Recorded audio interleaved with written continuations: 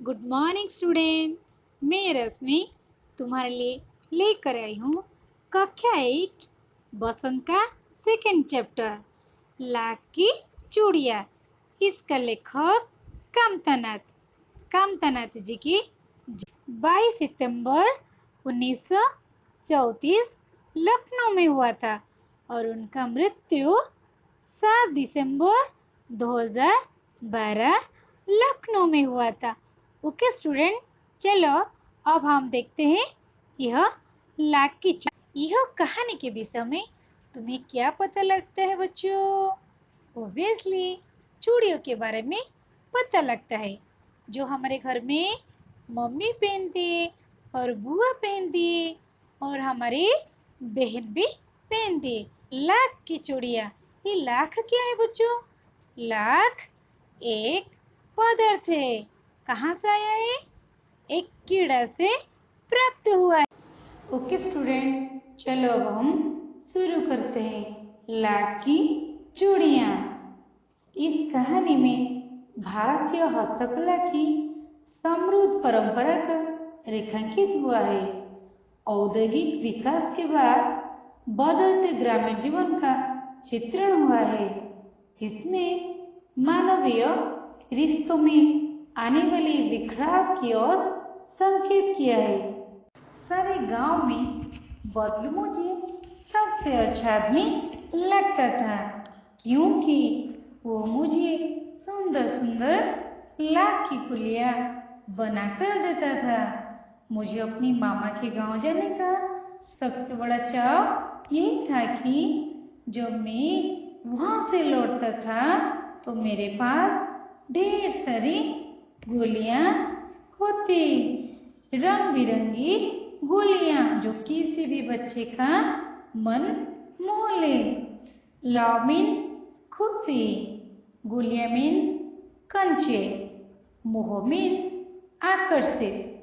लेखक अपने बारे में बताया कि जब लेखक छोटे थे बदलू यानी उनके मामा के जो उन्हें सबसे अच्छे लगते थे लाख की गोलियां के साथ खेलता है और प्रसन्न भी होता है और उसे गांव जाना तथा अपने मामा के गांव जाना उसे बहुत अच्छा लगता है क्योंकि जब वो वापस आता है तो उसे उसके पास बहुत सारी लाख की गुफियाँ होती है जिसे वो अन्य बच्चों को दिखाकर प्रसन्नता महसूस करता है। वैसे तो मेरे मामा के गांव के होने के कारण मुझे बदलू को बदलू मामा कहना चाहिए था, परंतु मैं उसे बदलू मामा ना कहकर बदलू काका कहा करता था। जैसा कि गांव के सभी बच्चे उसे कहा करते थे। बदलू का मकान कुछ ऊंचे पर बना था। मकान के सामने बड़ा सा सहन था जिसमें एक पुराना नीम का वृक्ष लगा था। उसके नीचे बैठकर बदलू अपना काम किया करता था। सहन मीन्स आंगन, वृक्ष मीन्स पेड़। रिश्ते में होता है कि माँ के गांव में रहने वाले जो भी व्यक्ति है या तो वो नाना है या मामा है, परंतु लेखक बदलू को बदलू मामा ना कहकर बदलू काका कहा करता था क्योंकि गांव के अन्य बच्चे भी मामा को काका कहते थे। इसीलिए लेखक मामा ना कहकर काका बुलाने लगे। बदलू मामा के मकान थोड़ा ऊंचे पर था और मकान के सामने बड़ा सा आंगन था जिसमें एक पुराना नीम का पेड़ वहीं पर था। उसी के नीचे बैठकर बदलू अपना काम कर रहा था। उन बगल में भट्टी दहकती रहती जिसमें वह लाख पिघलाया करता। सामने एक लकड़ी की चौखट पड़ी रहती जिस पर लाख के मुलायम होने पर वह उसे सलाख के समान पतला करके चूड़ी का आकार देता। पास में 4-6 विभिन्न आकार की बेलनुमा मुंगरियां रखी रहती, जो आगे से कुछ पतली और पीछे से मोटी होती। लाख की चूड़ी का आकार देकर वह उन्हें मुंगेरियों पर चढ़ाकर गोल और चिकना बनाता और तब वे एक एक करके पूरे हाथ की चूड़ियां बना चुकने के पश्चात वो उन पर रंग करता। चौकट नुमा मुंगरिया मीन्स गोल लकड़ी, भट्टी मीन्स अंगीठी, दहकती मीन्स जलती। बदलू जहाँ पर बैठकर काम करता है उसके पास ही भट्टी जलती रहती थी, क्योंकि लाख को पिघलाकर उसे आकार दिया जाता है। का जहाँ पे चूड़ियाँ बनाता है वहीं पे एक चौखट होती थी। लकड़ी का चौकोर टुकड़ा होता था जिस पर वो लाख को आग में सुलगाकर मुलायम कर देते थे और एक धातु की छड़ के समान पतला करके उसे चूड़ी का आकार देता था। उसके पश्चात लाख की चूड़ी का आकार देने के बाद उन्हें रंग बिरंगी चूड़ियाँ देखने में और सुंदर लगेगी। बदलू यह कार्य सदा ही एक मछिया पर बैठकर किया करता था, जो बहुत ही पुरानी थी। बगल में ही उसका हुक्का रखा रहता, जिसे वह बीच बीच में पीता रहता। गांव में मेरा दोपहर का समय अधिकतर बदलू के मामा के पास बीतता।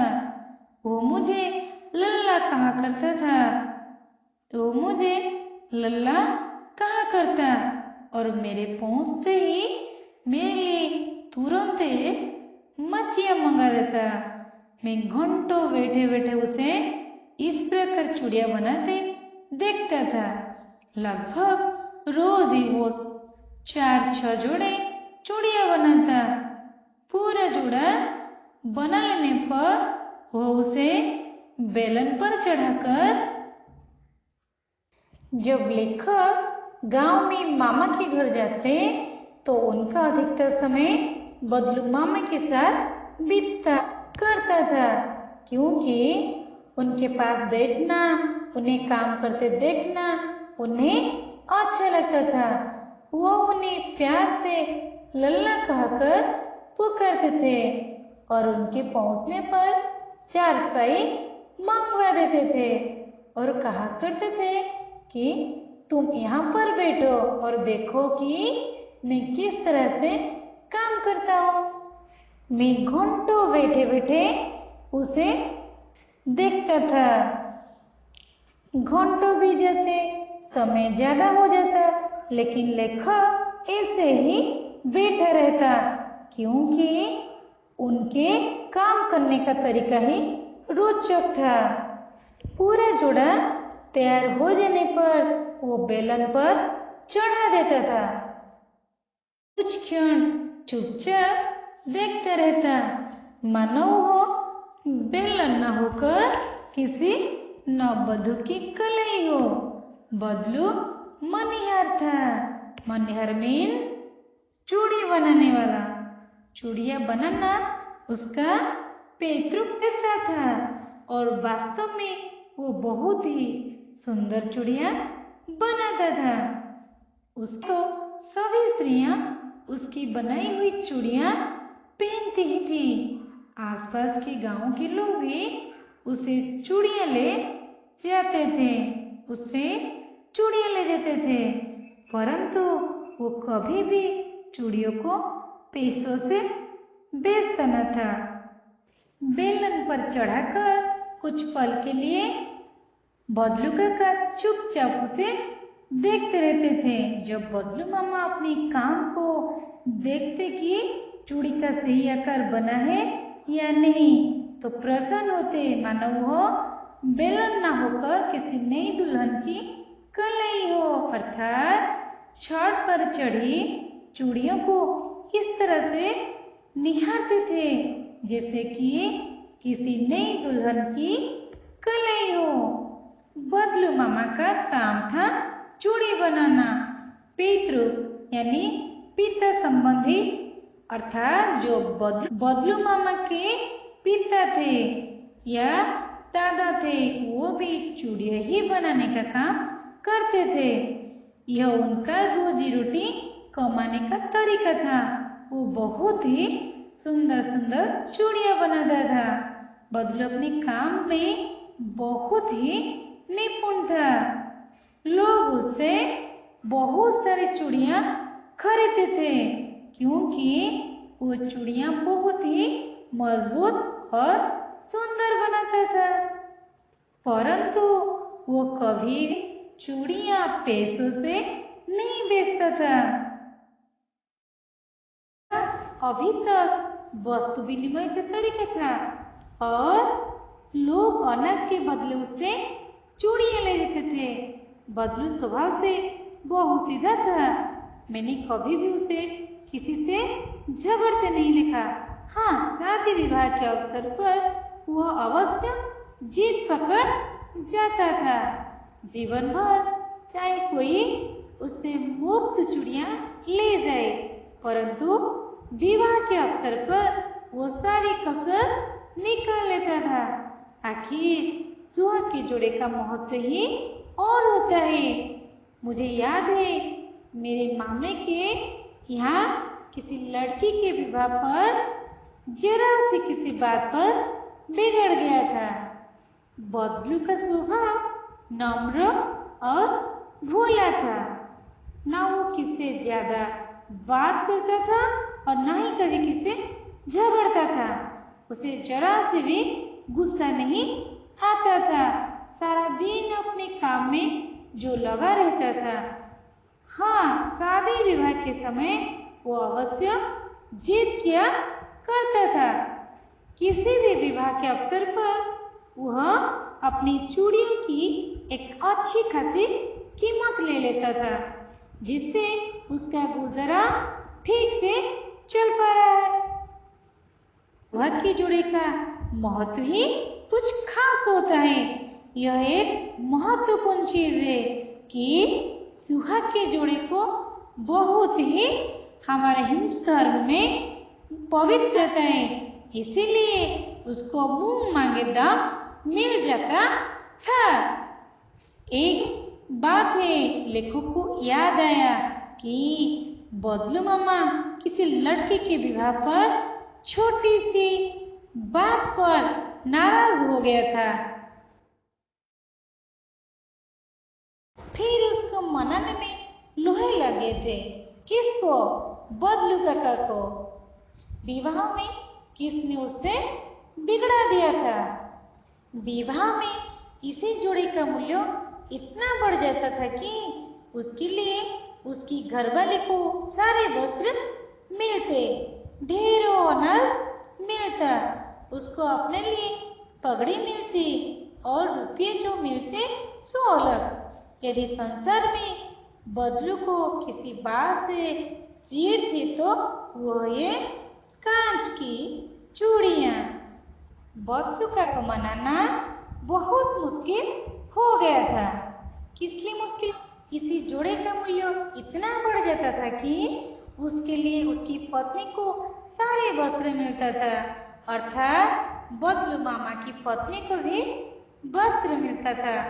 जब किसी का विवाह होता था, उस विवाह पर बदलू की तरह बनाई गई चूड़ियाँ इस्तेमाल की जाती थी, तो घर के सभी सदस्यों के लिए कुछ न कुछ भेंट स्वरूप मिल जाता था। बहुत सारा अनाज भी मिल रहा था, जिससे घर का गुजारा अच्छे से हो पा रहा था। उसको अपने लिए पगड़ी मिल जाती थी और जो रुपये मिलता था वो तो अलग ही। कुछ भेंट स्वरूप उसे रुपये दे रहे थे, जो कि एक अच्छा मौका था। अच्छी खासी आमदनी कमाने का। उससे उसका पूरे साल का खर्च चल जाता था।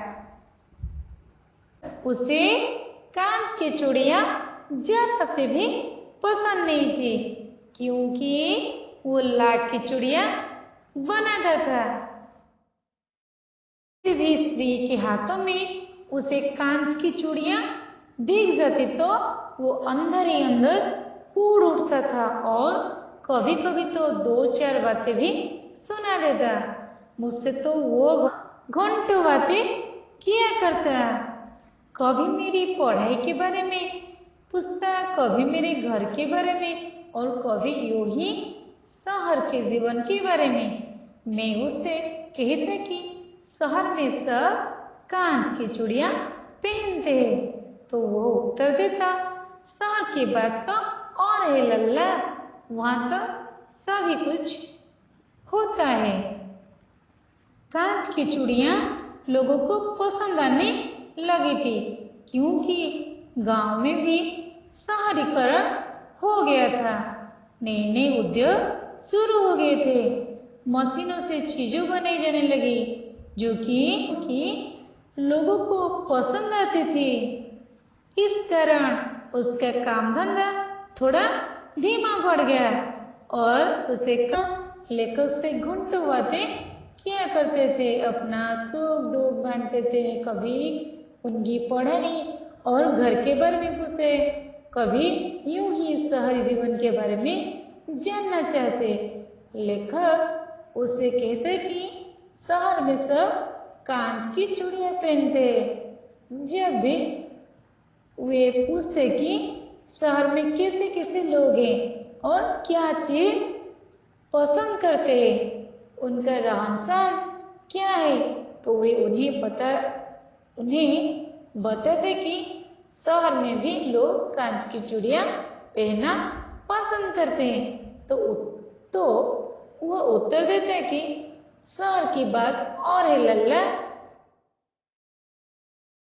औरतें अपनी मर्द का हाथ पकड़कर सड़क पर घूमती भी है और फिर उनकी कलाइयां नाजुक होती है ना, लाख की चूड़ियां पहने तो मोच न आ जाए। कभी कभी बदलू मेरी अच्छी खासी खातिर भी करता। जिन दिनों उसकी गाय के दूध होता, वो सदा मेरे लिए मलाई बचाकर रखता और आम की फसल में तो रोज ही उसके यहाँ से दो चार आम खाता। बदलो लेखक को कहते हैं, शहरी औरतें अपनी पतियों का हाथ पकड़कर खुल्लम खुल्ला सड़क पर घूमती है, क्योंकि वे आजाद है और उनके रहने का अंदाज भी अलग है। गांव की औरतें ऐसा नहीं करती। शहरी स्त्रियां नाजुक है, क्योंकि जरा सा भी बोझ नहीं उठाती है, वे काम नहीं करती, इसीलिए उनकी कलाइयां बहुत ही नाजुक है। कभी कभी बदलू लेखक की अच्छी खासी खातिर करता। जब लेखक बदलू मामा के यहाँ पहुँचते तो बदलू मामा उनकी मेहमानी नवाज भी करते थे, उनका हालचाल पूछते, उनकी अच्छी सेवा करते। जब बदलू मामा की गाय दूध देती तो वो उनके लिए मलाई बचा कर रखते थे, क्योंकि लेखक को मलाई खाना बहुत अच्छा लगता था। और जब आम की फसल होती तो लेखक रोज ही उसके यहाँ से दो चार आम खाते। दो चार